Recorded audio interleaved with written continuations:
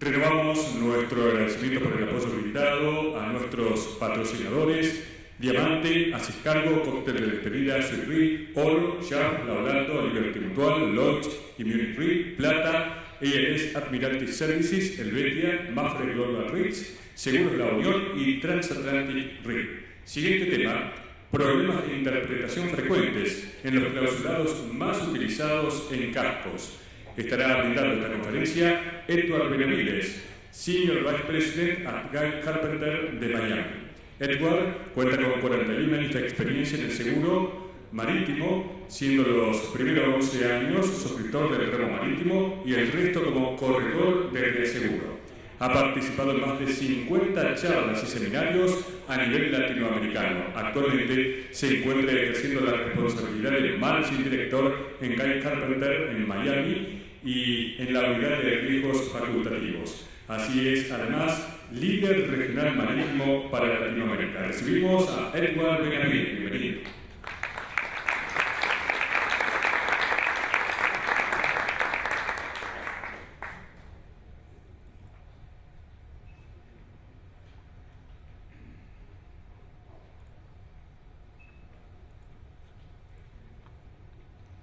Buenas tardes. Gracias al Zoom por darle la oportunidad a otro corredor de reaseguro en hablar en este importante evento. Leonardo, yo también hice una encuesta que quiero compartir con los participantes. Y una encuesta muy sencilla. Y no a los participantes, sino se lo hice a los argentinos. Yo creo que era bien importante. Y le hice una sola pregunta: ¿Messi o Maradona? Les voy a decir que más o menos fue un 50%. De hecho, muchos eligieron a Maradona, con la única excepción de la parte personal. Lo único que yo me imagino, que aquí tenemos bastantes ingleses, que yo estoy casi seguro que es el que ellos no hubieran elegido. Y se deben acordar de la famosa mano de Dios. Bueno, esta intervención de 30 minutos va a estar muy dirigida a las personas que están, nuestra nueva generación, los reemplazantes nuestros. Yo creo que al comienzo, cuando se hizo la encuesta, aquí nos estamos dando cuenta que hay personas que vamos a salir pronto del mercado y tenemos que preparar a los que vienen detrás de nosotros. Aquí hay gente muy experta en el ramo marítimo. Voy a pedir disculpas si hay algunas cosas que son muy sencillas. Pero de estos puntos que voy a tratar, la mayoría la hemos visto nosotros como expertos y todavía al día de hoy nos cuesta mucho entender el tema. Y muchas veces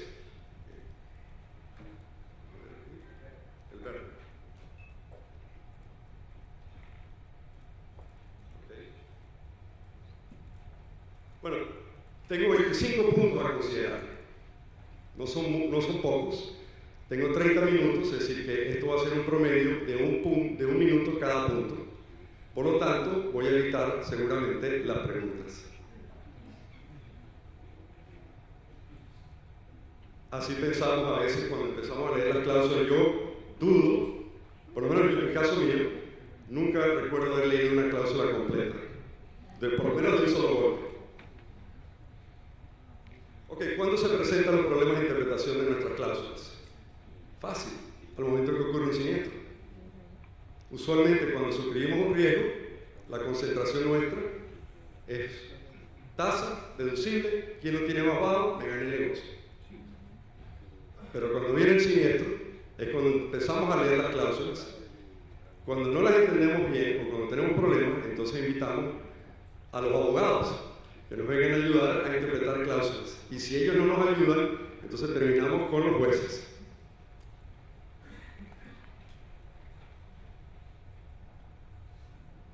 Ok, entonces el primer punto que tenemos nosotros es, bueno, conocemos nuestros textos. Esto es un punto que yo creo que es bien interesante porque tenemos una cantidad impresionante de textos que se pueden utilizar. Algunos de ustedes seguramente conocen los libros de Wyberly. Si lees ese libro, bueno, es como una Biblia, cantidad de páginas y impresionantemente difíciles de ver. Y hay cláusulas que son convenientes para el asegurador y hay cláusulas que son convenientes para el asegurado. El tema es quién impone qué.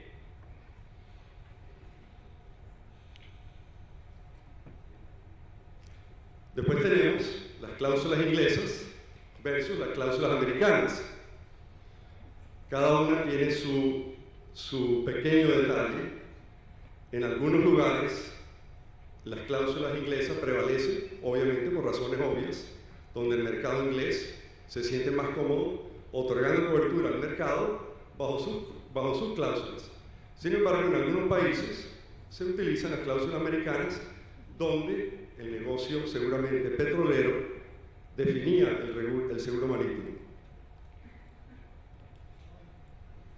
Tenemos una famosa cláusula, que es la cláusula básica inglesa, la CL 280, y tenemos tres diferentes versiones.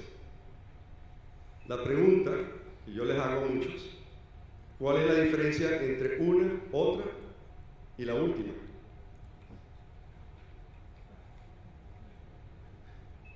Si le preguntas a un corredor de reaseguro, seguramente va a utilizar la 83.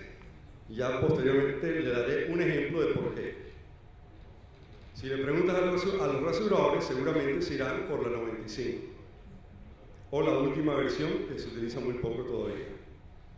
Sin embargo, acabamos de ver en la charla anterior que en Argentina tienen otras cláusulas.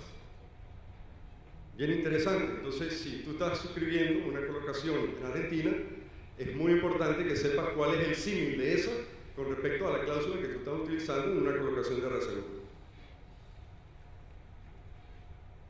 Tenemos, por ejemplo, otras cláusulas. Cláusula C11, 311 y 312. Ambas riesgo de puerto. Una de navegación limitada y otra de riesgo de puerto solamente. ¿Cuándo utilizamos una y cuándo utilizamos la otra? Curiosamente, estas dos cláusulas también tienen incluido el PANDI y la colisión. Cuando un barco está totalmente inactivo, utilizaríamos una o la otra. Eso hay que analizarlo muy bien.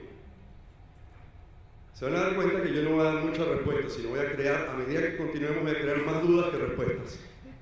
Y no sé si eso es muy bueno, pero por lo menos alerta. Bueno, problemas entre asegurador y reasegurador. Eso es muy común cuando tenemos cláusulas que no son exactamente iguales. Si vemos este texto, este es el texto estándar de cualquier cláusula que vamos a utilizar, en particular el texto inglés. Y muchos de estos riesgos son riesgos bastante antiguos. Entonces, la primera pregunta que uno se hace, bueno, esto es una cobertura de riesgo nombrado, como todos conocemos. Por lo tanto, es el asegurado que debe demostrar que su pérdida está incluida ahí. Ahora, la pregunta que yo me hago, y me la he hecho muchas veces, ¿por qué tiene que ser riesgo nombrado y por qué no lo hacemos, como en otros ramos, a cobertura de todo riesgo? Estas cláusulas tienen 300 años y todavía seguimos con riesgo nombrado. Probablemente sea más fácil haciéndolo riesgo nombrado, pero la tradición en el ramo marítimo es tan fuerte que seguimos utilizando palabras como jettison, echazón. No sé si hay muchos riesgos de echazón o ha pasado, pero bueno, estamos en eso, ¿no?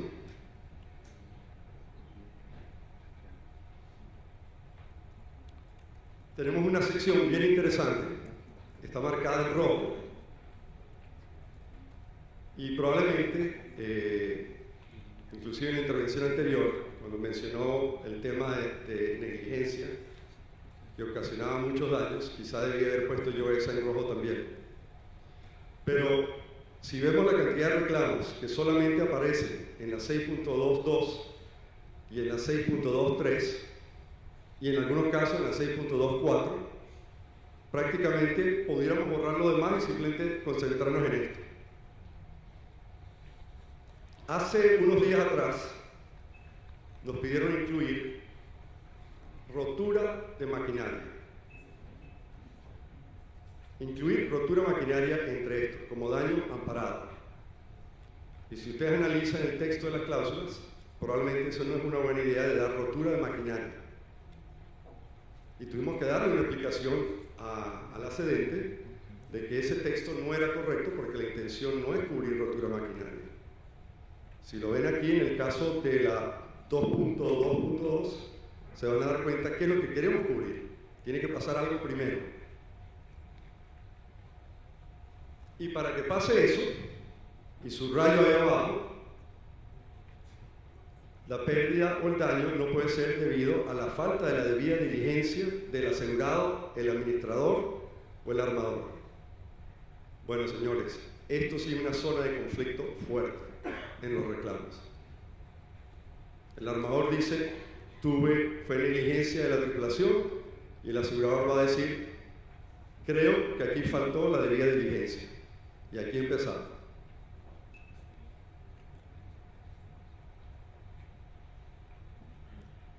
En la cláusula de las nuevas cláusulas, por lo menos la de 95, no solamente se incluye al armador y administrador, sino también se incluye al superintendente. Si se incluye el superintendente, entonces estamos cambiando completamente la intención de la cobertura, es decir, la estamos posiblemente restringiendo un poquito más. Ok. Ley y jurisdicción. Las cláusulas todas en su comienzo indican ley y jurisdicción inglesa o americana, y estamos asegurando en Latinoamérica.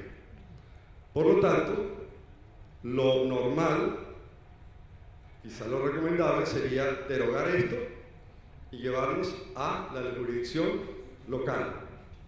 Sin embargo, en algunos lugares, en algunos casos, se define que si hubiese una colisión o algo complicado, posiblemente sería conveniente ir a una jurisdicción donde hay bastante basamiento y soporte. Recuerden que todas estas cláusulas, tanto la americana como la inglesa, están basadas en casos ya judiciales, decisiones judiciales. Y nosotros estamos absorbiendo y definiendo cláusulas sobre soportes que no han sido pasados por un tribunal nuestro. Entonces este es un punto que es bien importante en las colocaciones que nosotros estamos haciendo. Y aquí comienza otro punto que yo creo que es dramático, en particular cuando ocurre un siniestro. Voy a enumerar solamente algunos porque realmente es extenso y cada uno de ellos tiene una historia muy larga. La clasificación del barco es un tema significativo, es una garantía. A veces se menciona al inicio de la cobertura que el barco está clasificado, entonces el asegurador lo entiende, y a veces no se menciona, y ahí es donde tenemos algunas veces problemas con las compañías.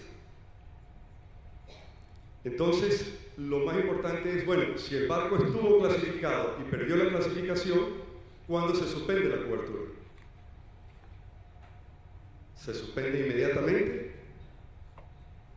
¿Se suspende cuando el barco llega a puerto? Si leemos las cláusulas, sí lo vamos a saber cuándo se suspende. Por ejemplo, el cambio de bandera. ¿Por qué los aseguradores consideran que el cambio de bandera es importante? ¿Cuál es la razón de tener esto? El riesgo es igual, lo único que cambió la bandera. Pasó de bandera de Argentina a bandera panameña simplemente por razones fiscales. Y el asegurador, sin embargo, en su condicionado considera de que cambio la bandera es significante. Para algunos dicen, bueno, esto no significa ningún riesgo adicional, que yo sepa. Por ejemplo, el otro punto, si el barco, muchos barcos son propiedad del armador y a veces el armador arrienda el barco a un tercero. Inmediatamente, cuando eso pasa, las coberturas se suspenden. La pregunta que nos debemos hacer es, bueno, ¿pero por qué? ¿Por qué voy a suspender la cobertura? Pero ¿saben lo que es peor? Cuando el asegurador no le notifica a los aseguradores de que hubo un cambio de, por lo menos en el uso del barco, a otro ordenador, que se llama Bareboat Charter. Zona de navegación, yo creo que está bastante claro. Muchas veces hemos tenido reclamos donde se especifica una zona de navegación y el barco salió de la zona de navegación y después entonces el reclamo quiere ser rechazado simplemente porque estuvo fuera de la zona de navegación. Es complicado. Las inspecciones, las recomendaciones, los plazos de cumplimiento, hay que leer todo eso. Si a eso le agregamos que desde hace poco una garantía en la póliza prácticamente suspendía la cobertura. Pero ahora tenemos una nueva ley, por lo menos en Inglaterra, Marine Insurance Act de 2015, donde cambia un poquito el tema de la garantía. Dice que para que exista una suspensión de cobertura, el daño tiene que estar directamente relacionado con esa violación de la garantía. Por ejemplo, si el barco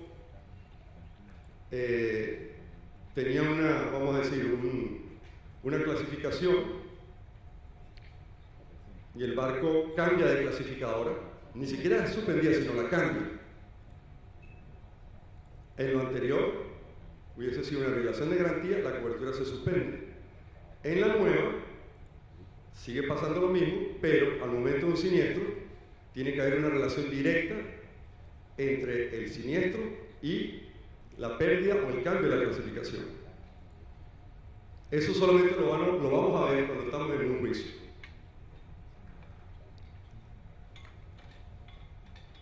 Ok, yo creo que pérdida total es bastante sencillo, cuando es una pérdida total real, muy sencillo de entender.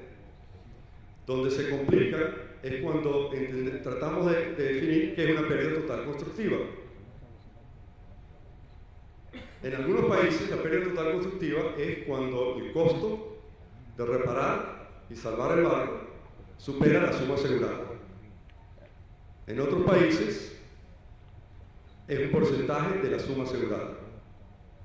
En Estados Unidos puede ser el 50% y en otros países el 80%. Pero ¿qué sucede cuando nosotros tenemos un seguro de casco y maquinaria y tenemos una cobertura de valor incrementado? La pérdida total se activa cuando se llega a la suma asegurada de casco y maquinaria, o se tiene que activar solamente cuando se llega a la suma asegurada de casco y maquinaria más el valor incrementado. Ahí se lo dejo para que lo piensen. ¿Qué pasa con los gastos que se cubrieron antes de la pérdida total? ¿Están amparados? ¿No están amparados? ¿Lo sabemos? Si un asegurado nos pregunta eso, ¿lo podemos responder rápidamente?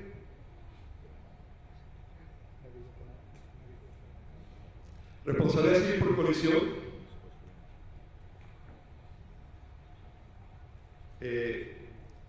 Voy a hablar un poquito de historia. Inicialmente los aseguradores no daban esta cobertura. Hubo un caso, decidieron darla, pero ellos consideraron que la única forma de dar esa cobertura era dando 3/4 de colisión.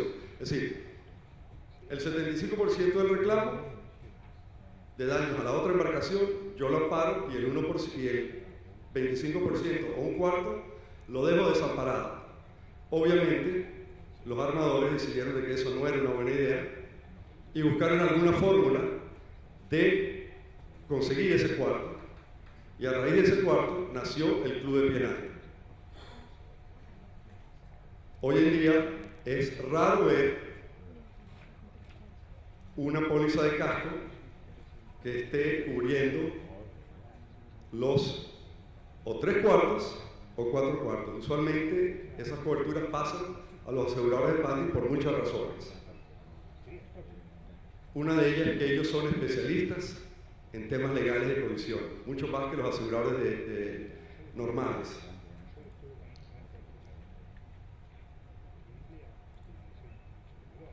Aquí voy a hacer algunas preguntas y las dejo en el aire para que lo piensen. Una barcaza, una colisión con una barcaza es una colisión. En algunos países nuestros, las barcazas no son consideradas embarcaciones. ¿Qué pasa si hay un barco que pasa navegando y tiene un contacto con un barco hundido? ¿Eso es una colisión?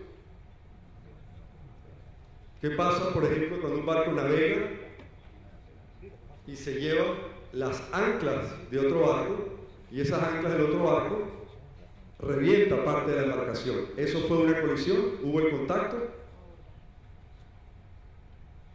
¿Qué pasa cuando un barco navega en un puerto y por las olas que genera, ese otro barco sufre daños contra el muelle? ¿Eso fue una colisión?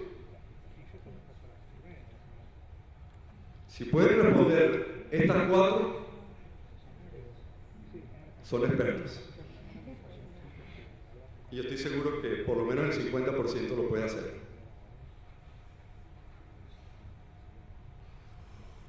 Otro tema que es bien complicado, por lo menos cuando yo comencé, ¿por qué nosotros en el seguro de embarcaciones pagamos nuevo por viejo? ¿Cuál es el argumento? En otros ramos se aplica la depreciación. ¿Y por qué nosotros lo hacemos? Reemplazamos una máquina usada y le compramos una máquina nueva, más o menos de la misma característica. ¿Cuál es el argumento para hacerlo? ¿Cuál es el argumento técnico? ¿Y qué pasa si el armador quiere mejorar lo que tenía antes? ¿El seguro se lo paga? ¿No se lo paga?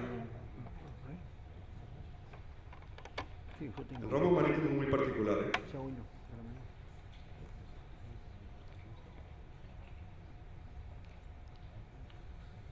El valor asegurable, yo creo que este es uno de los puntos más interesantes en el ramo marítimo. Una cuenta nos llega y el asegurado nos trae una cantidad de valores en un listado. Usualmente nadie cuestiona algo, salvo que sea extremadamente evidente. Nosotros como suscriptores o los suscriptores no se consideran expertos en la evaluación de barcos, a menos que tengan una inspección en la mano, entonces eso les puede ayudar muchísimo. Pero ¿qué pasa con el valor asegurado? Una vez lo aseguramos, el inicio de póliza, y 10 años después mantenemos la misma valor sin ninguna variación. Y los barcos, el valor de los barcos cambia con el tiempo y con la situación económica del país o de la industria. Sin embargo, nosotros aseguramos bajo valor convenido. Y además tenemos el famoso valor de reemplazo, que es algunas veces hasta el doble del valor del mercado. ¿Y por qué no aseguramos entonces bajo valor de reemplazo? ¿Es conveniente? ¿No conveniente? ¿Por qué? Yo cuando comencé hace unos cuantos años atrás me hacía muchas preguntas y las respuestas no eran muy claras.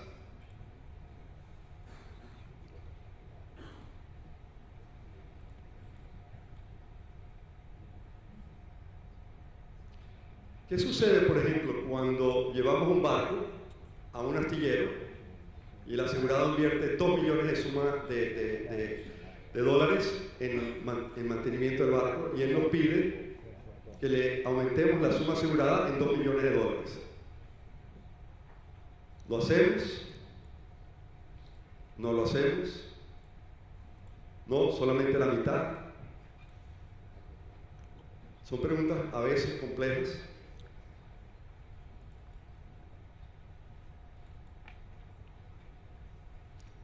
Otro punto que es bastante complejo entre la diferencia entre inactividad y riesgo de puerto.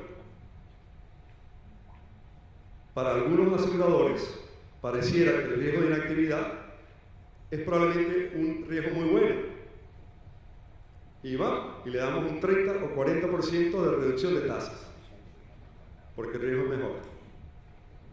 Y muchísimos siniestros durante la inactividad y peor todavía, después de la inactividad ocurre.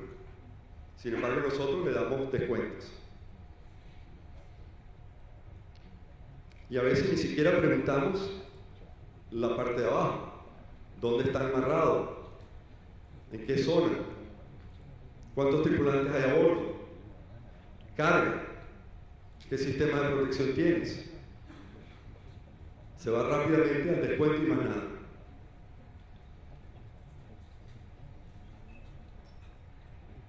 Bueno, daños a la maquinaria, probablemente 50% de nuestros reclamos, 30%.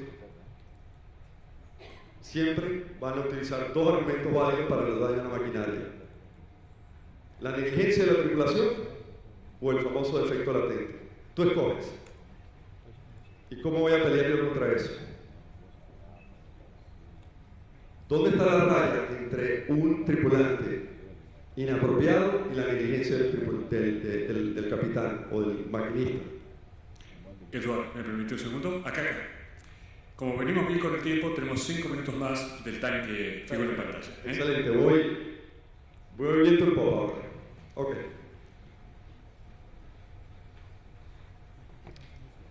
Voy a ir pasando un poco más rápido por los 5 minutos.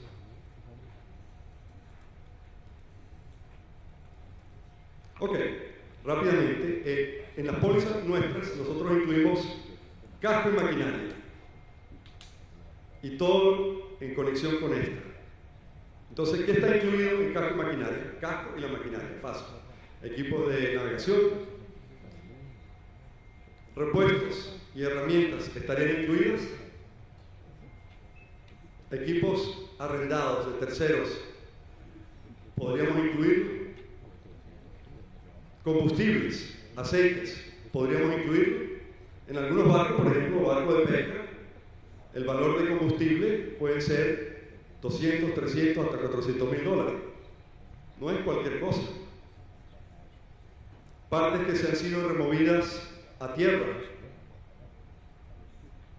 para ser reparadas o para ser almacenadas. Objetos valiosos dentro del barco. En barcos comerciales quizá no tanto, pero en yates puede ser un tema importante. Preguntas: ¿por qué 12 meses la póliza? ¿Por qué no 18 meses o 24 meses? Y aquí puse una lista muy rápida, porque sabía que mis 30 minutos iban a terminar pronto. Y yo creo que voy a sacar solamente unos que otros que están mencionados ahí. En particular algunos que yo creo que vale la pena analizar, o por lo menos tener en mente: la siniestralidad, o la información que nosotros le suministramos a los aseguradores. Si no está totalmente correcta, ¿cuál es el efecto de eso? Les voy a decir una cosa: en los últimos 12 meses hemos cotizado como unas 30, 40 flotas. Y qué curioso, casi todas tenían siniestralidad excelente o muy poca siniestralidad. Entonces la siniestralidad de Latinoamérica es fabulosa. O nosotros solamente aseguramos flotas de excelente siniestralidad. Hay algo raro ahí. Ahora la pregunta es: si se descubre posteriormente que esa no es la siniestralidad correcta, ¿qué pasa? ¿Qué pasa en la póliza? ¿Queda sin efecto desde el inicio? ¿O vamos ahora a revisar nuevamente los términos para subir los deducibles, bajar los deducibles? Todo se puede pasar fácilmente. Pero ¿qué pasa si hay un siniestro de $3 millones y se descubre posteriormente de que la siniestralidad no era tan bonita como la habían pintado, porque obviaron un reclamo solamente, obviaron varios reclamos? Abreviaturas altamente peligrosas. No todos entendemos lo que significan todas las abreviaturas. Y en muchos correos, y en muchas cotizaciones, y en muchas cosas, utilizamos abreviaturas.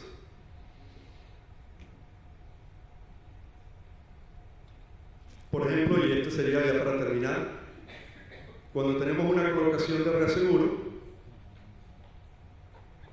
y tenemos, por ejemplo, varios mercados de Londres, mercados continentales y mercados regionales, es decir, de América, y tenemos 3 rasuradores y uno decide que él quiere ser el líder de los reclamos.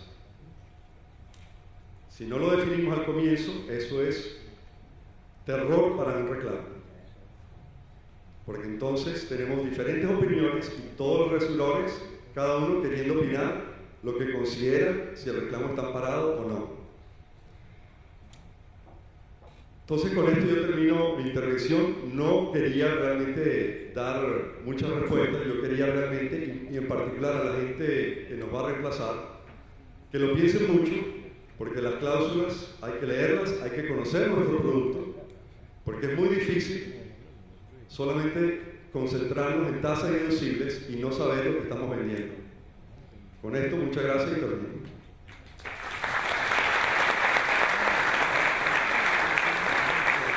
Y el agradecimiento para Edward Benavides por los problemas de interpretación frecuentes en los clausulados más utilizados de cascos. Al Zoom les va a enviar a cada uno de los asistentes la presentación de Edward para que puedan revisar los puntos que no alcanzaron a desarrollarse en esta presentación.